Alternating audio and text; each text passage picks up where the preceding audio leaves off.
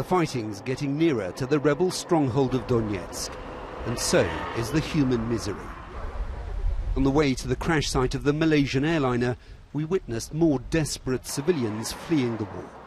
It's mostly the poor, the helpless, and the old who've been left behind. Some, like Sergei, his wife Maria, and their 2 young children, had to walk to get to the main road.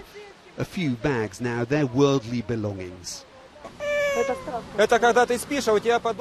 can only tell you we were living in constant fear. Bombs are falling, and your windows shatter, and there are small children with you.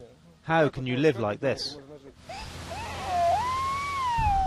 In the distance, the town they just left, Shakhtarsk, held by pro-Russian separatists, had been pounded overnight, smoke still rising across the horizon. And as we drove nearer, more families making their exit, some close to emotional collapse. This woman says they're killing us, others just angry. Here, he says, a souvenir from my town. Behind me is the town of Shakhtarsk, and as you can see at the moment, it's pretty much one-way traffic. The residents fleeing say they were bombarded overnight by the Ukrainian artillery, and you can still hear the shelling. The rebels manning this checkpoint say this is as far as it's safe to go.